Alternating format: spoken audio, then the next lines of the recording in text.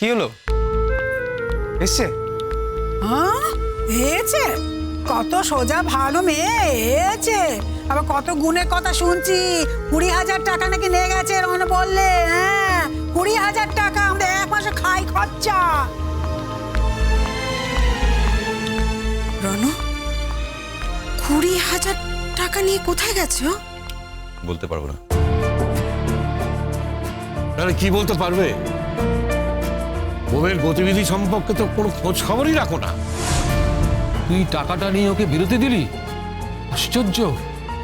রাস্তায় কত রকম সবাই ছিনতাইবাজিরা ঘুরে বেড়ায়, তা তো শুধু ছিনতাই করে না, শুনেছি অনেক সময় নাকি ছুরিও বসিয়ে দেয়। এতগুলো টাকা নিয়ে কোথায় যাচ্ছে আমি জানি না, তবে বলেছি ফিরে এসে আমি জানব। ও ফিরে আসার পর এই কথার উত্তর দিতে হবে বই কি। এতগুলো টাকা তোমার বউ কোথা থেকে পায় রনু? ওর স্কলারশিপে টাকা অনেকদিন ধরে পাইনি, জমা ছিল, একসঙ্গে অনেকগুলো টাকা পেয়েছে। আগে দিন তো সেই টাকা থেকে অনেকগুলো টাকা, এক গাদা টাকা খরচা করে ফেললো। আরো টাকা নিশ্চয় ছিল, আমি তো ওকে আর টাকা দিইনি। ও দাদা ভাই, এই তো তুমি বললে 20,000 টাকা। 5,000 টাকা আমি দিয়েছি, হলো?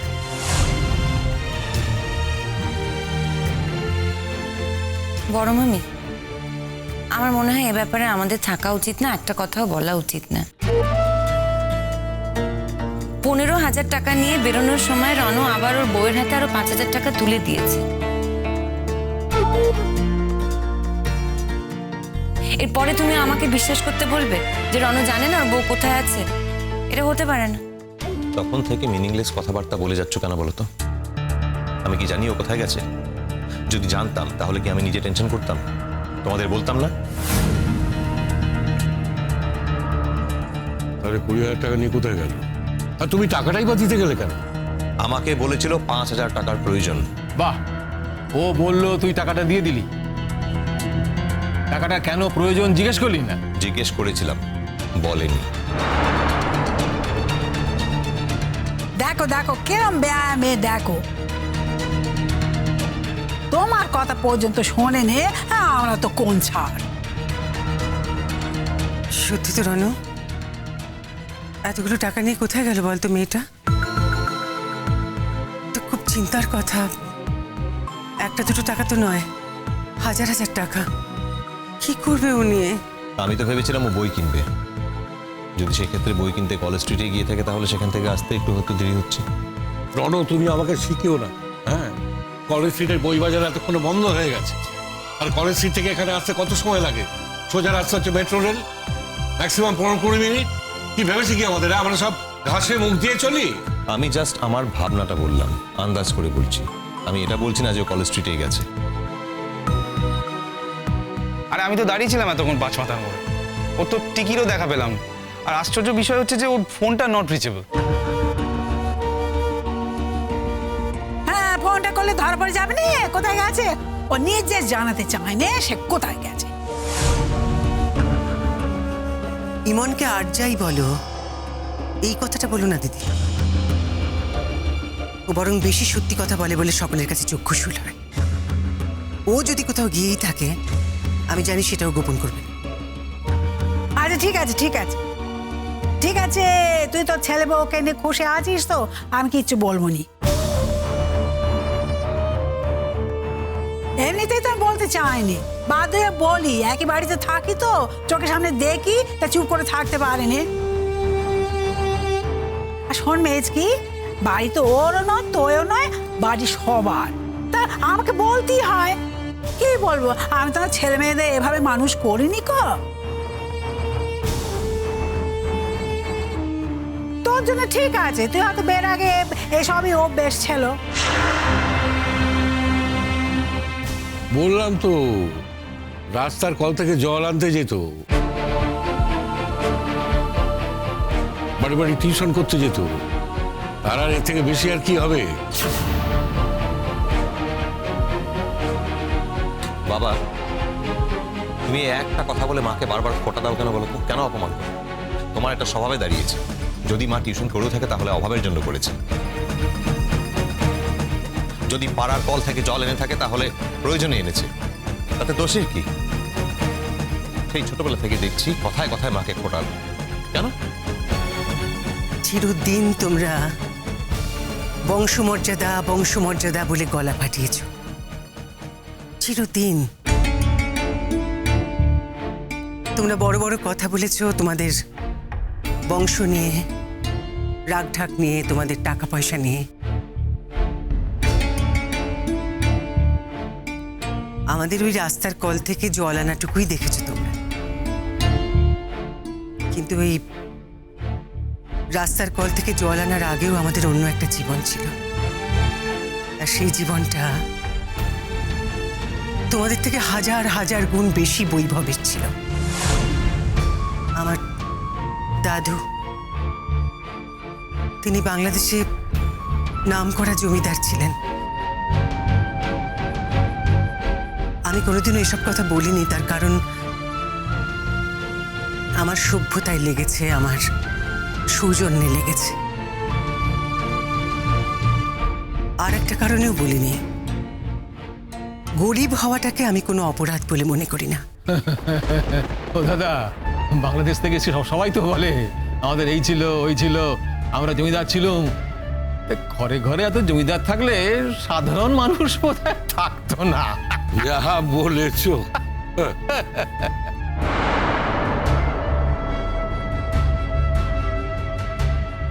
আচ্ছা মেজমণি, তোমার এত কথা বলার কি দরকার বলো তো? কি দরকার আছে এত কিছু ব্যাখ্যা করার? এত ব্যাখ্যা করার বয়স আছে তোমার? কেউ যদি একটু ভালো করে বাংলাদেশের ইতিহাসটা পড়ে তাহলেই তারা জানতে পারবে একটা সময় এটাকে সোনার দেশ বলতো, কত সোনার মানুষ জন্মেছিল সেই সময়।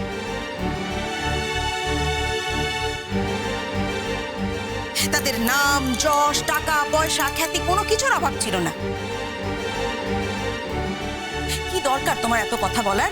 জীবনে এত কথা বলে কোনো লাভ আছে? কোনোদিন বলিনি কোলে, কোনোদিন বলিনি আমি। শুনেছিস কোনোদিন আমার মুখে? আজ বাধ্য হয়ে বললাম। এই বাড়িতে বিয়ে হয়ে আসার পর থেকে ওই কলপার থেকে জল তুলে আনা আর ঘুরে ঘুরে টিউশনি করা, এই কথাটা শুনতে শুনতে আমার কান জ্বালাপালা হয়ে গেছে। আর আমাদের বাড়িতে এসব চল নেই গো। আমাদের বাড়ির মেয়েরা এরকম ট্যাগস ট্যাগস করে ঘুরে বেড়ায় না। তোমার পিসা আগে বলেনি, পরে আমরা জানতে পেরেছি। কি বলতে চাও? কি বলতে চাও তুমি?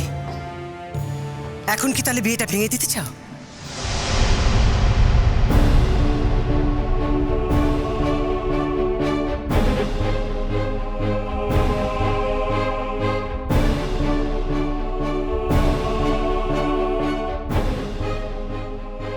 কি তুই কি বলছিস? তোর মুখে কিছু আটকায় না? কি বলছে?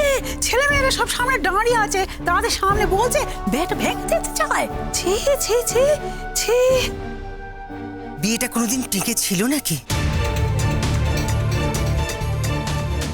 বিয়েটা তো প্রথম থেকেই ভাঙা। আজ আর নতুন করে সে কথা বলার কি আছে? রাত যেন মনে হচ্ছে যে তুমি কিছুই জানো না দিদি। প্লিজ প্লিজ, বজ্জেটি মনকে খুঁজে পাওয়া যাচ্ছে না, আমরা ওকে ট্র্যাক করতে পারছি না। Phone not reachable. এর মধ্যে তোমরা নিজেদের মধ্যে অশান্তিটা করো না প্লিজ।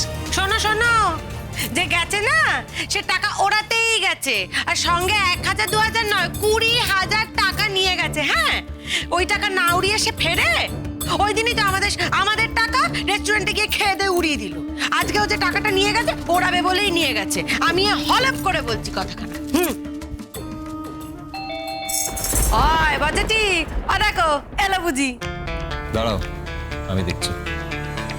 প্রথম আমাকে ফেস করতে হবে, আমার কথার উত্তর দিতে হবে, বাকি সব কথা তারপর।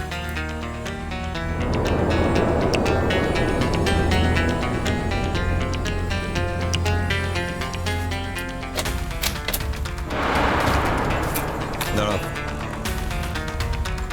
কোথায় গিয়েছিলি? দাঁড়ান তো, 34টা পিছা। দাঁড়াও বলছি।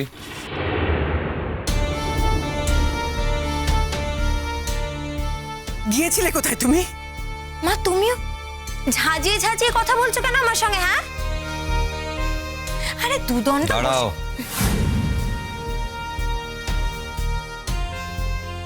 কিছু জেরোতে হবে নি, কিছু জেরোতে হবে নি। বাড়ির লোকেদের একবার মাথা চুলাবে খাড়া করে দিয়েছো। হ্যাঁ, লজ্জা করেনি তোমার? কটা বাজে? 9টা বাজে। 9টার সময় তো বাড়ি এসো, নেকাপড়া করছো, নেকাপড়া করছো। অন্য বাড়ি হলে না তোমার এই নেকাপড়া করে ঘুচে দিত। কুসুম দোলা কুসুম দোলা